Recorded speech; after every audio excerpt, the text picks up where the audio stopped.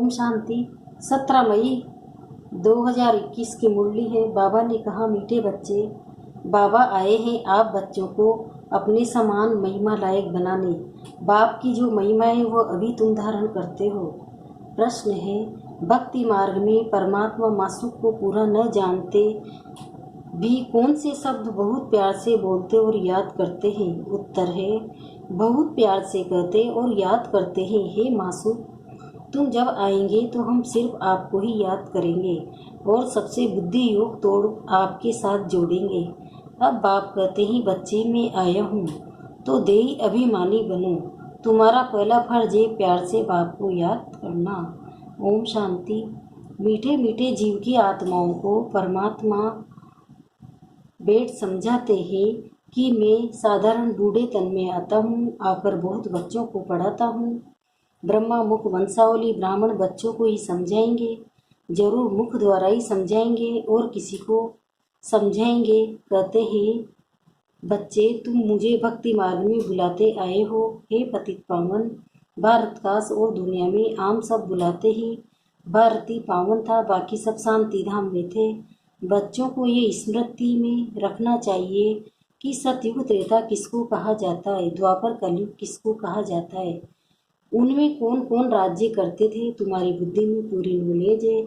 जैसे बाप को रचना के आदि मध्य अंत का ज्ञान है, वैसे तुम्हारी बुद्धि में भी बाप जो ज्ञान देते हैं वो बच्चों में भी जरूर होना चाहिए। बाप आकर बच्चों को आप समान बनाते हैं। जितनी बाप की महिमा है उतनी बच्चों की है। बाप ने बच्चों को जास्ती महिमावान बनाया है। हमेशा समझो कि शिव बाबा द्वारा सिखाते हैं, आत्मा ही इन दो से बात करती है, परंतु मनुष्य देह अभिमानी होने के कारण समझते हैं फलाना पढ़ाता है। वास्तव में करती सब कुछ आत्मा है। आत्मा ही पाठ बजाती। देह अभिमानी बनना है, घड़ी घड़ी अपने को आत्मा समझना है। अब जब तक अपने को आत्मा नहीं समझेंगे तो बाप को भी याद कर नहीं सकेंगे, भूल जाते हैं। तुमसे पूछा जाता है तुम किसके बच्चे हो, तो कहते हो हम शिव बाबा के बच्चे हैं। विजिटर बुक में भी लिखा हुआ है तुम्हारा बाप कौन है, तो झट देह के बाप का नाम बताएंगे। अच्छा, आप देह के बाप का नाम बताओ, तो कोई कृष्ण का कोई हनुमान का नाम लिखेंगे या तो लिखेंगे हम नहीं जानते। अरे तुम लौकिक बाप को जानते हो, पारलौकिक बाप जिनको तुम हमेशा दुख में याद करते हो उनको नहीं जानते हो। कहते भी हैं, हे भगवान रहम करो, हे भगवान एक बच्चा दो, मांगते हो ना। अब बाप बिल्कुल सहज बात बताते हैं। तुम देह अभिमान में बहुत रहते हो, इसलिए बाप के वर्षे का नशा नहीं चढ़ता है। तुमको तो बहुत नशा चढ़ना चाहिए। भक्ति करते ही भगवान से मिलने के लिए यज्ञ तप दान पुण्य आदि करना, ये सब भक्ति मार्ग है। सब एक भगवान को याद करते हैं। बाप कहते हैं, मैं तुम्हारा पतियों का पति, बापों का बाप हूँ। सब बाप भगवान को याद जरूर करते हैं, आत्मा ही याद करती है। बल कहते भी ये वृक्ष के बीच में चमकता है अजब सितारा, परंतु ये बिगड़ समझ के ऐसे ही कह देते, रहस्य का कुछ भी पता नहीं है। तुम आत्मा कोई नहीं जानते हो तो आत्मा के बाप को कैसे जान सकेंगे। दीदार तो होता है भक्ति मार्ग वाला। भक्ति मार्ग में पूजा के लिए बड़ा बड़ा लिंग रख देते, क्योंकि अगर बिंदी का रूप दिखाए तो कोई समझ न सके। यह है महीन बात। परमात्मा जिसको अखंड ज्योति स्वरूप कहते हैं, मनुष्य कहते हैं उनका कोई बहुत बड़ा रूप है। ब्रह्मा समाजी मठ वाले ज्योति को परमात्मा कहते हैं। दुनिया में किसी को पता नहीं है कि परम पिता परमात्मा बिंदी है, तो मूझ पड़े हैं। बच्चे भी कहते हैं बाबा किसको याद करें, हमने तो सुना था वो बड़ा लिंग है, उनको याद किया जाता है। अब बिंदी को कैसे याद करें। अरे तुम आत्मा भी बिंदी हो, बाप भी बिंदी है। आत्मा को बुलाते हैं, वह जरूर यहाँ आकर बैठेंगे। भक्ति मार्ग में तो साक्षात्कार आदि होता है। यह सब भक्ति भी एक की नहीं करते। मनुष्य को भगवान बना दिया, भगत तो भक्ति करते रहते हैं, उनको भगवान कैसे कहेंगे। अगर परमात्मा सर्वव्यापी कहते हैं तो फिर भक्ति किसकी करते हैं। सो भी भिन्न प्रकार की भक्ति करते हैं। बाप समझाते हैं, बच्चे ऐसे मत समझो कि हमको अनेक वर्ष जीना है, अभी समय बहुत नजदीक होता जाता है। निश्चय रखना है बाबा को ब्रह्मा द्वारा स्थापना करानी है। बाप खुद कहते मैं इस द्वारा तुमको सृष्टि के आदि मध्य अंत का राज बताता हूँ। गाते भी है ब्रह्मा द्वारा स्थापना ये नहीं जानते कि नई दुनिया को विष्णुपुरी कहा जाता है, अर्थात विष्णु के दो रूप राज्य करते थे। किसी को पता ही नहीं है कि विष्णु कौन है। तुम जानते हो कि ये ब्रह्मा सरस्वती फिर विष्णु के दो रूप लक्ष्मी नारायण बन पालना करते। ब्रह्मा द्वारा स्थापना विष्णुपुरी अर्थात स्वर्ग की फिर पालना करेंगे। तुम्हारी बुद्धि में आना चाहिए बाप ज्ञान का सागर है, मनुष्य सृष्टि का बीज रूप है। वह इस ड्रामा के आदि मध्य अंत को जानते वही पतित पावन है।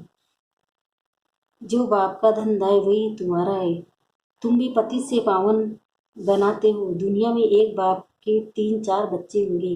कोई बच्चा बहुत ऊंचा चढ़ा हुआ होगा, कोई बिल्कुल नीचे होगा। यहाँ तुमको बाप एक ही धंधा सिखाते हैं कि तुम पतितों को पावन बनाओ। तुमको ये लक्ष्य दो कि शिव बाबा कहते हैं मुझे याद करो। गीता में कृष्ण भगवान वाचे उल्टा लिख दिया है, तुमको समझाना है। भगवान तो निराकार पुनर्जन्म रहित है, बस यही भूल है।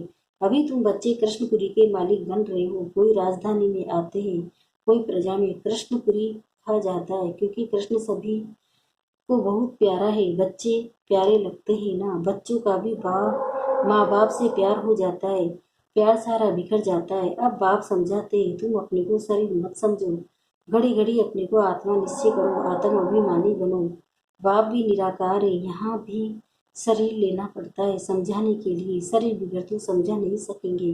तुमको तो अपना शरीर है, बाबा भी लोन लेते हैं। बाकी इसमें प्रेरणा आदि की बात नहीं है। बाप खुद कहते हैं मैं ये शरीर धारण कर बच्चों को पढ़ाता हूँ क्योंकि तुम्हारी आत्मा जो अभी तमो प्रधान बन गई है उनको सतो प्रधान बनाना है। गाते भी है पतित पावन आओ, परंतु अर्थ नहीं समझते। अभी तुम समझते हो बाप कैसे आकर पावन बनाते हैं, ये भी तुम जानते हो। सत्य में सिर्फ हमारा ही छोटा झाड़ होगा। तुम स्वर्ग में जाएंगे, बाकी जो इतने खंड है उनका नाम निशान नहीं होगा। भारत खंड ही स्वर्ग होगा। परम पिता परमात्मा ही आकर है इनकी स्थापना करते अभी है ले। प्राचीन भारत खंड ही है जहाँ देवताओं का राज्य था, अब नहीं है। उन्हों के यहाँ मंदिर है, चित्र है। तो भारत की ही बात हुई है। कोई भी भारतवासी की बुद्धि में नहीं आता है कि भारत स्वर्ग था। ये लक्ष्मी नारायण मालिक थे और कोई खंड नहीं था। अब तो अनेक धर्म आ गए हैं। भारतवासी धर्म भ्रष्ट कर्म भ्रष्ट बन गए हैं। कृष्ण को श्याम सुंदर कह देते हैं परंतु अर्थ नहीं समझते। बरोबर वह यह सांवरा था। कहते ही कृष्ण को सर्प ने डसा तो सांवरा हो गया। अब वो तो सतयुग का प्रिंस था, कैसे काला हो गया। अभी तुम ये बातें समझते हो। कृष्ण के माँ बाप भी अभी पढ़ रहे हैं। माँ बाप से उत्तम श्री कृष्ण गाया जाता है। माँ बाप का कोई नाम नहीं। नहीं तो जिस माँ बाप से ऐसा बच्चा पैदा हुआ वो माँ बाप भी प्यारे होने चाहिए, परंतु नहीं। महिमा सारी राधे कृष्ण की है, माँ बाप की कुछ है नहीं। तुम्हारी बुद्धि में ज्ञान है, ज्ञान है दिन, भक्ति रात, अंधेरी रात में ठोकरे खाते रहते हैं। अभी तुम बच्चों को समझाया जाता है घर में रहो, ये सर्विस भी करते रहो, कोई को भी समझाओ। तुम आधा करके आशिक को एक मासूक के भक्ति मार्ग में सभी उनको याद करते हैं तो आशिक ठहरे ना, परंतु मासिक को पूरा जानते नहीं है, याद बहुत प्यार से करते हैं। हे मासूक, तुम जब आएंगे तो हम सिर्फ आपको ही याद करेंगे और सबसे बुद्धि योग तोड़ आपके साथ जोड़ेंगे। ऐसे तो गाते थे ना, परंतु बाप से हमको क्या वर्षा मिलता है ये किसी को भी पता नहीं है। अब बाप समझाते हैं तुम देही अभिमानी बनो, बाप को याद करना तुम बच्चों का पहला फर्ज है। बच्चा हमेशा बाप को, बच्ची माँ बाप को याद करती है। हम जिनस है ना, बच्चा समझता है हम बाप के का वारिस बनेंगे। बच्ची बड़े कहेंगी वो तो समझती हमको पियर घर से ससुर घर जाना है। अब तुम्हारा निराकार और साकार पियर घर है, परंतु बुलाते भी है हे परम पिता परमात्मा, रहम करो, दुख करो, सुख दो, हमें लिबरेट करो, हमारा गाइड बनो। परंतु उसका अर्थ बड़े बड़े विद्वान आचार्य भी नहीं जानते। बाप तो सर्व का लिबरेटर है, वही सबका कल्याणकारी है। बाकी वह अपना ही कल्याण नहीं कर सकते तो औरों का क्या करेंगे। यहाँ बाप कहते मैं गुप्त आता हूँ। खुदा दोस्त की कहानी सुनी है ना। अब ये पुल है कलयुग और सत्य के बीच का, उस पार जाना है। अब खुदा तो बाप है, दोस्त भी है, माता पिता शिक्षक का पाठ भी बजाते हैं। यहाँ तुमको साक्षात्कार होता है तो जादू जादू कर देते हैं। साक्षात्कार तो नोदा भक्ति वालों को भी होते हैं, बहुत तीखे भक्त होते हैं। दर्शन दो नहीं तो हम गला काटते हैं, तब साक्षात्कार होता है, उनको नोदा भक्ति कहा जाता है। यहाँ नोदा भक्ति की बात नहीं है, घर में बैठे बैठे भी बहुतों को साक्षात्कार होते रहते हैं। दिव्य दृष्टि की चाबी मेरे पास है, अर्जुन को भी मैंने दिव्य दृष्टि दी थी ना। ये विनाश देखो, अपना राज्य देखो, अब मामेकम याद करो तो ये बनेंगे। अभी तुम समझते हो विष्णु कौन है, मंदिर बनाने वाले खुद ही नहीं जानते। विष्णु द्वारा पालना, चार भुजा का अर्थ है दो भुजा मेल की, दो फिर मेल की। विष्णु के दो रूप लक्ष्मी नारायण है, परंतु कुछ भी समझते नहीं है, कितना भी ज्ञान नहीं है, इतना भी किसी का भी ज्ञान नहीं है, न शिव बाबा का न विष्णु का। पहले पहले बाबा का आकर्षण था, बहुत आते थे, शुरुआत में सारा आंगन भर जाता था, जज मजिस्ट्रेट सब आते थे। फिर विकार का झगड़ा शुरू हुआ, कहने लगे बच्चे नहीं पैदा होंगे तो सृष्टि कैसे चलेगी, ये तो सृष्टि बढ़ाने का कायदा है। गीता की बात ही भूल गए कि भगवान वाच है, काम महासत्व है, उस पर जीत पानी है। कहने लगे स्त्री पुरुष दोनों इकट्ठे आए तो उनको ज्ञान दो, अकेले को नहीं दो। अब दोनों भी आए तो देवे ना, देखो दोनों को इकट्ठा भी देते हैं तो भी कोई ज्ञान लेते हैं, कोई नहीं लेते हैं। तकदीर में नहीं होगा तो क्या कर सकते हैं, एक हंस एक बगला बन पड़ते हैं। यहाँ तुम ब्राह्मण देवताओं से भी उत्तम हो, जानते हो हम ईश्वरी संतान है, शिव बाबा के बच्चे हैं। वहाँ स्वर्ग में तुमको ये ज्ञान नहीं रहेगा, न जब निराकारी दुनिया मुक्ति धाम में होंगे तब ये ज्ञान होगा।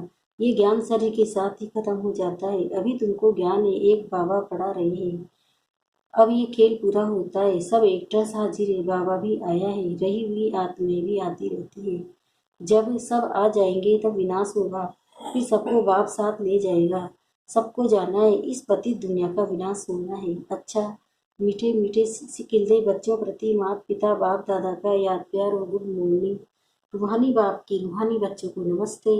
हम रूहानी बच्चों की भी रूहानी माता पिता बाप दादा को याद प्यार गुड मॉर्निंग, नमस्ते नमस्ते नमस्ते। शुक्रिया बाबा शुक्रिया, आपका पद्मा पदम शुक्रिया। धारणा के लिए मुख्य सार है, पहला है पतित से पावन बनाने का धंधा जो बाप का है वही धंधा करना है, सबको लक्ष्य देना है कि बाप को याद करो पावन बनो। दूसरा है ब्राह्मण जीवन देवताओं से भी उत्तम जीवन है, इस दिशा में रहना है। बुद्धि का योग और सबसे तोड़ एक मास्को है करना है। वरदान, आसक्ति को अनासक्ति में परिवर्तन करने वाली शक्ति स्वरूप हो। शक्ति स्वरूप बनने के लिए आसक्ति को अनासक्ति में बदली करो। अपनी देह में, संबंधों में, कोई भी पदार्थ में यदि कहाँ भी आसक्ति है तो माया भी आ सकती है और शक्ति रूप नहीं बन सकते। इसलिए पहले अनासक्त बनो, तब माया के विघ्नों का सामना कर सकेंगे।